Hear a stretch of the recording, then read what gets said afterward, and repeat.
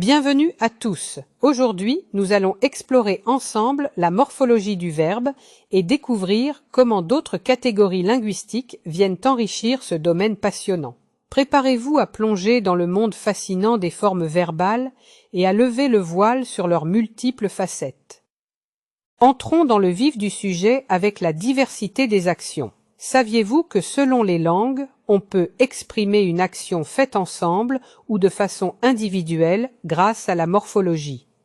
Prenons danser, en français nous dansons, évoque une action collective ou distributive, tandis que d'autres langues auront des formes spécifiques pour cette nuance.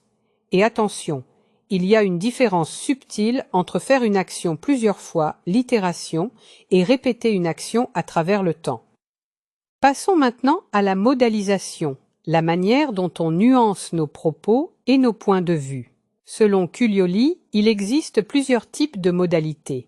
Par exemple, l'assertive, lorsque l'on affirme un fait, l'épistémique, lorsque l'on exprime une possibilité ou un doute, l'appréciative, quand on donne un avis, et enfin l'intersubjective, qui traduit le commentaire de l'énonciateur sur le co-énonciateur ou sur le sujet de l'énoncé. Chaque modalité apporte sa propre couleur à l'énoncé, rendant notre communication incroyablement riche. Regardons de plus près les modes et temps verbaux en français. Ce schéma nous montre comment ils sont organisés en modes personnels, comme l'indicatif ou le subjonctif, et impersonnels, comme l'infinitif ou le participe. Selon le mode et le temps choisi, on modifie totalement le sens et l'intention de notre message. Toutefois, il s'agit d'une forme purement morphosyntaxique et non d'un renvoi au point de vue de l'énonciateur. Explorons maintenant les modes morphosyntaxiques: indicatif, subjonctif, conditionnel, impératif, participe, infinitif. Chacun d'eux peut porter différents types de modalités, comme l'assertion, l'hypothèse ou le devoir. Mais attention, cette correspondance n'est pas toujours directe. Parfois, un même mode peut exprimer plusieurs modalités, rendant l'analyse encore plus passionnante. Intéressons-nous à la voix ou diathèse, c'est la façon dont on met en avant l'agent ou le patient de l'action. Par exemple, dans la voix active, le chat chasse la souris, en voix passive, la souris est chassée par le chat, en réfléchi, le chat se lave, et en réciproque, ils se regardent. Chaque voix modifie la perspective sur l'action, ce qui enrichit notre expression.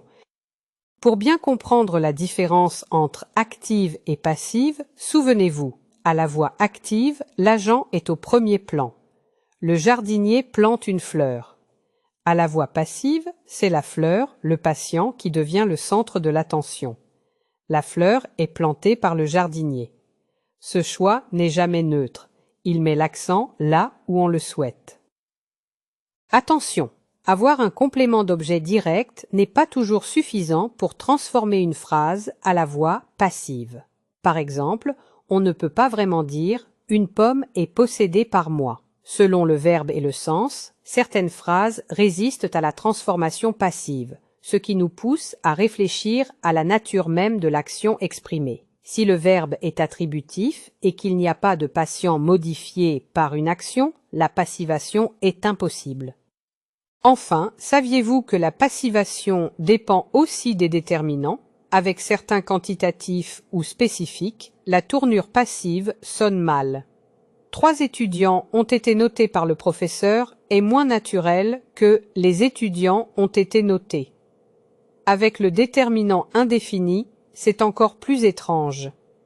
On peut difficilement dire « un chien est aimé par Julie ». La passivation est plus facile avec des groupes génériques ou dans des contextes spatio-temporels particuliers. Un gâteau a été servi lors de sa fête d'anniversaire. C'est une subtilité supplémentaire à prendre en compte en morphologie du verbe.